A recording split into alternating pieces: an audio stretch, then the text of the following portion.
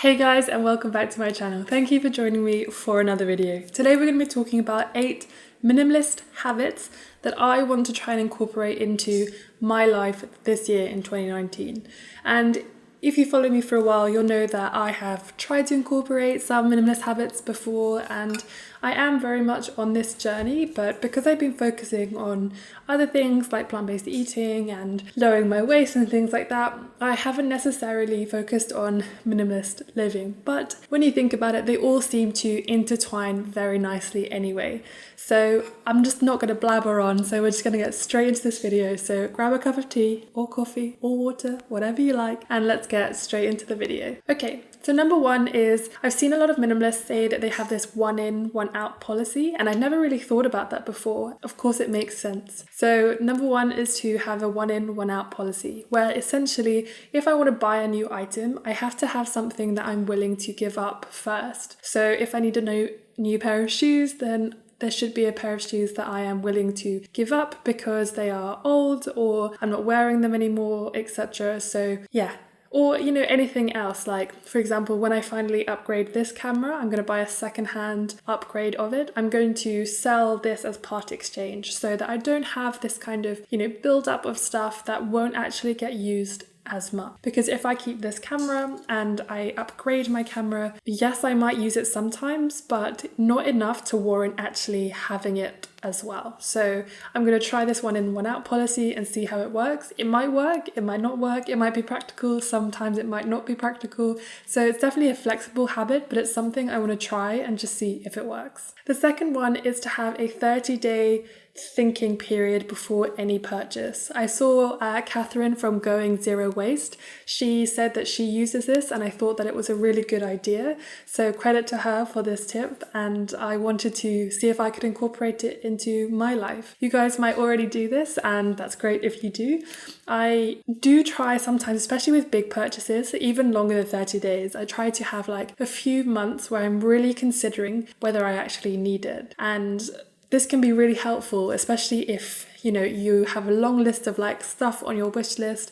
And then when it comes down to it, after you thought about it for 30 days or a couple of months, actually you realize you don't really need it and you don't really want it. So you end up not buying it and not wasting your money on something you probably wouldn't have wanted in the first place. So 30 days is definitely going to be a minimum for me, and I'm going to try and incorporate it and see if I can make a difference, save more money, not buy shit that I don't need, and be a bit more minimalist. Number three is to eat everything in my cupboards before restocking it. I don't know about you, but my cupboards often get quite cramped with new things I found at my bulk store or specialty items from some really fun recipes that I've been trying. And actually, it just kind of clutters up, and I find that I'm actually beginning to waste food because there's so much sitting at the back of my cupboard that I'm just not eating. And that, to me, is terrible. So I have decided that I'm going to try and eat everything in my cupboard before fully restocking it again.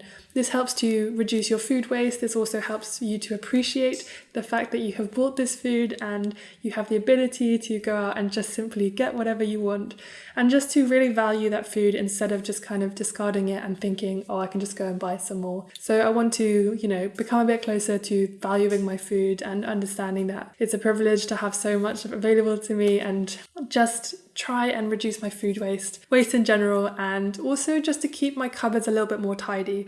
I can find everything and just minimize the clutter and the crap that is in there. Number four is to have a place for everything, and when I'm done with it, to simply put it back. If you have stuff that's like on display, or if you have a place for everything that's very particular, then you're less likely to want to bring something new into your life and to put it in a new place, or if there is no place for it.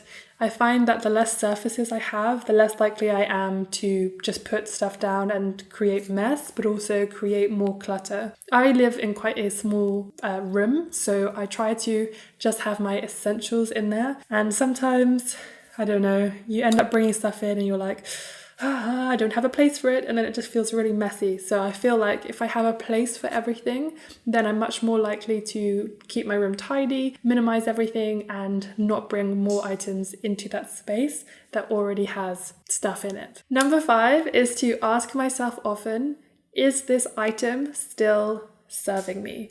In the minimalist movement, a lot of minimalists talk about every item should be valuable, or you should really get a lot of value from it and love it, and it should serve you in certain ways. And I do try and implement this, but I definitely don't try and implement it enough. So I've decided that I'm going to try very hard to implement this rule, because I'm just kind of sick of wasting my money on stuff that I think that I want, or I'm like ashamed of the stuff that's in my room that I'm just no longer using. And I feel like, oh, somebody else could be using this. It could be so much better if I didn't have this here. And I just think like, oh, I really need to take a bit more time to look at the stuff that I have and think, is it still serving me? Am I still getting lots of joy and value from it? And if yes, woo. And if not, maybe it's time to give it away, donate it, sell it, or whatever. Number 6 is to learn how to research and repair items. So this also is actually a really good low waste tip as well, because I hate bringing new items into my life because I have not been able or cannot be bothered to repair something I already have. And that is really lazy, and it's also, again, wasting money and wasting items. So for example, I read on a Kindle. I do read books, hard books as well, but especially when I'm reading a lot at the moment, which I'm trying to do a book a week, probably reading a bit more than that at the moment. My Kindle broke because I hadn't used it for so long, like last year or something, and I was trying really hard to fix it, and I was like, ugh, I just can't be bothered. And my sister was like, are you joking? How are you going to waste money on buying a new one, or even on this one, and not repair it? So I decided to research. I spent a long time looking through all the help pages, looking through forums, and I finally managed to find stuff that actually worked, spent a bit of time, and now it's obviously perfectly fine and usable. And that just took a little bit of my time, and I saved a lot of money, I saved on waste, and I saved on bringing a new item into my life. So I'm definitely going to try and research and repair items a lot more regularly, every time if possible, rather than just saying, I can't do it, and then just moving on. Number 7, I'm going to positively reinforce my style and the things that I like constantly so that I don't give way to trends. I think when you feel really positively about the way you dress yourself, the way you do your hair, the way you, whatever it is, then you're less likely to sort of give way to the trends that are out there, or this advertising that's telling you that you need this and you need that.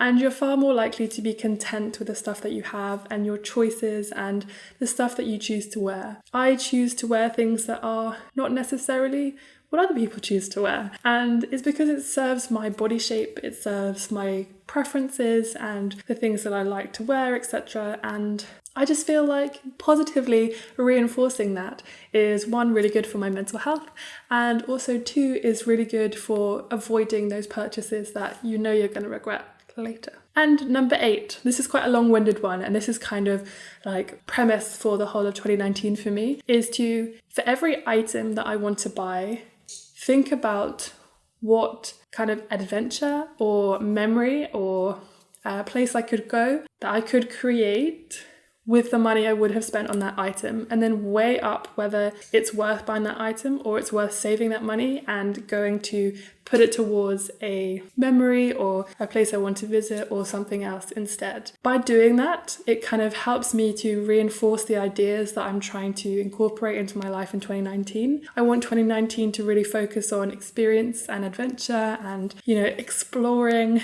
rather than kind of buying more material items that I don't necessarily want or need. I also want 2019 to move into a space where I can live as closely aligned to my values as possible, and I feel like by implementing these 8 minimalist habits, then I'm far more likely going to do that. I also feel that these habits are really going to help me to achieve my 50 goals for 2019, which was in my resolutions video. I will put it somewhere if you want to go and check that out.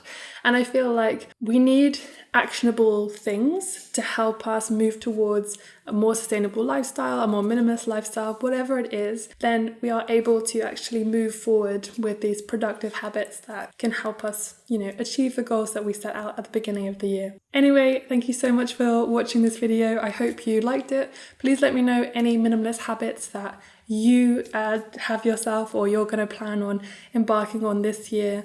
I started creating weekly videos and weekly vlogs on my Patreon, so if you're interested in going to check that out, I will put that down below and you can go and see it if you want. Thank you to my patrons over there, and thank you to all of you for watching this video. I really, really appreciate it. Give it a like if you liked it and leave any comments, and yeah, I will see you very, very soon. Thank you so much for watching.